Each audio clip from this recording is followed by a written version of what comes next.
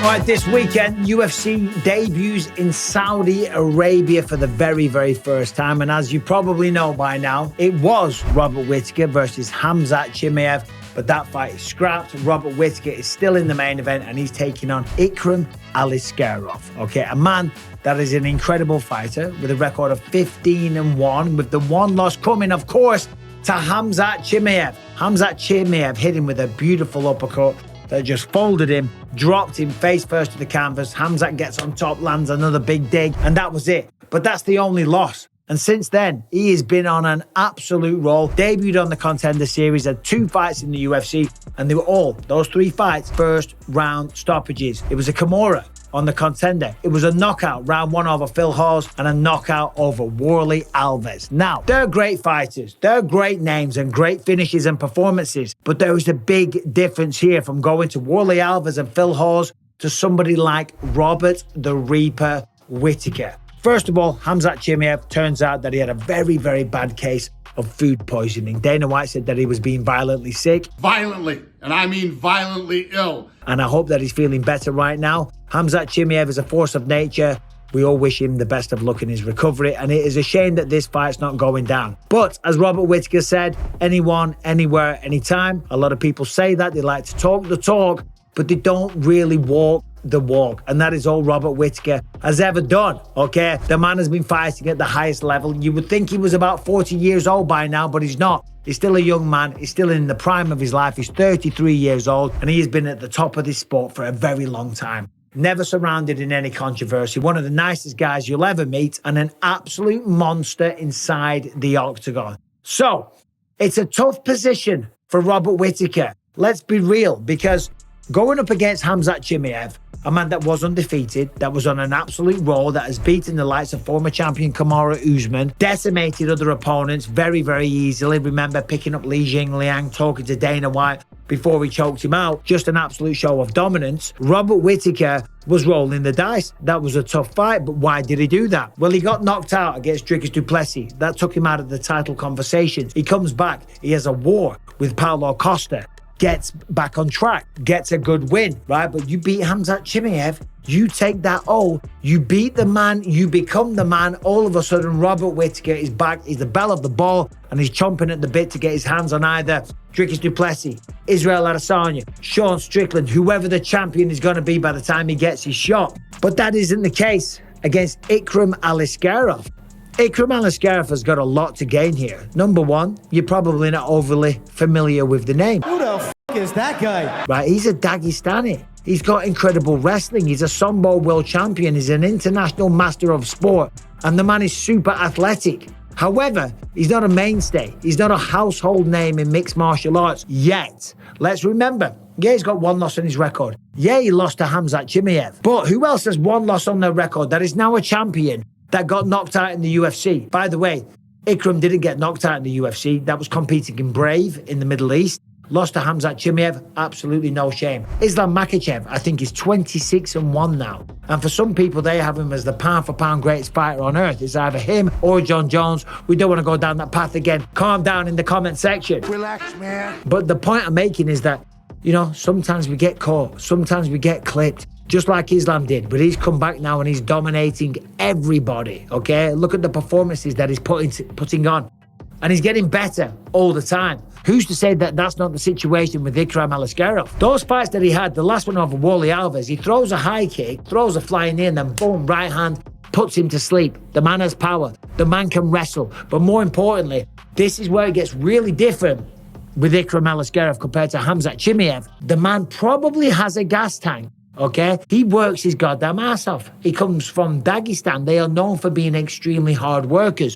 Khamzat Chimaev, the chink in his armor was that he has no gas tank. And even though he's been able to get the job done every single time, he's had to really dig deep. And he had a couple of close calls with Kamaru Usman and Gilbert Burns. Nearly destroyed them, nearly finished them both in the first round, then kind of got tired. So the theory is that if you can take Khamzat Chimaev to the later rounds, he's going to get tired and you can exploit that potential weakness. And you got to think that that's what Robert Whittaker was looking to do. Robert Whittaker said that he had a game plan for Khamzat Chimaev that he has been working on for months. It's a pain sometimes because I've worked a very specific game plan for Chimaev. You know, 3 months for Chimaev, who's a pretty unique fighter. I would guess that their game plan is get in the best shape possible, have the cardio at the highest it could possibly be, and weaponize that cardio. Put a pace on Khamzat Chimaev, frustrate him, make him work, make him chase you. Of course, Robert Whittaker isn't going to dance around the octagon and run away. No, it's a fight, and he will fight, but he'll lower his base. He'll expect the takedown. He'll use uppercuts. He'll use jabs. He'll avoid the kicks because kicks can be caught and countered.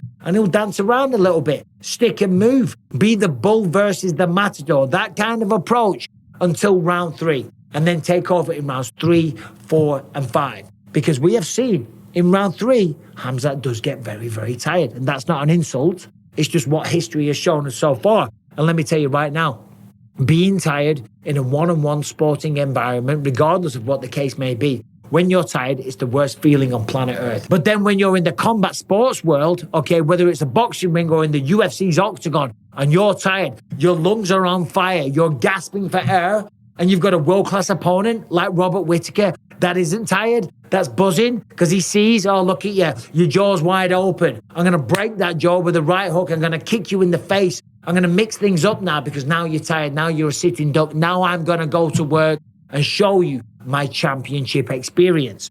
That's a great game plan for Khamzat Chimaev. But that game plan now goes out the window because it doesn't apply to Ikram Aliskerov. Ikram Aliskerov kind of is a similar kind of threat. Explosive, big for the weight class, has good striking, will wrestle, of course, but also has a gas tank. So is it, on paper, a tougher matchup than Khamzat Chimaev? That would be a wild thing to say. But in some ways it is, because you don't get the same credit for beating Ikram than what he would have done, Robert, in beating Khamzat Chimaev. If he beat Khamzat Chimaev, there's a very good chance that he would get the winner of Dricus du Plessis versus Israel Adesanya. Or he would definitely get a number 1 contender matchup against Sean Strickland. We know Sean Strickland says that he's going to wait out. Here's the thing, guys. I'm going to wait. I fought down in the rankings, and now I'm going to wait for the title fight. And I don't blame him. I don't blame him. He deserves that. But as a fan, I would love to see Robert Whittaker versus Sean Strickland. I mean, that would be an incredible matchup. Who do you think wins this fight this weekend in Saudi Arabia? I can't give a prediction because in a couple of hours, I'm going to the airport. I'm getting on a plane. I'm flying all the way over to Turkey, and then I'm flying all the way down to Saudi Arabia. It will be my first time there. Very excited to go down there, check it out. And of course, commentate these fights. Let's go through some of the other fights real quick. Sergei Pavlovich returns against Alexander Volkov. Of course, Pavlovich, one of the scariest men in all of the UFC, the heavyweight division, knockout power, one touch, puts everyone to sleep. People like Derek Lewis tied to a vase. But of course, he got slept off Tom Aspinall, 69 seconds, and Tom became the interim champion of the world, taking on Alexander Volkov, an absolutely gigantic man. Not with the same power as Sergei Pavlovich, but a man that can definitely strike, devastating power, but it's more of a karate style, straight down the pipe, long shots, front kicks to the midsection, 1-2s, stay away from the power of Sergei Pavlovich is what I would advise. Sergei, go forward, get inside, use those hooks, try and put him to sleep. Also, Kelvin Gastelum, my old mate, he's taking on Daniel D-Rod Rodriguez. That should be a good one. Johnny Walker going back down under, back to the desert. I hope Johnny Walker doesn't get asked where he is and replies with the desert, because that would be correct. I guess he asked him, where are you right now? And his response was, I'm in the desert. But he's fighting Volkan Oezdemir.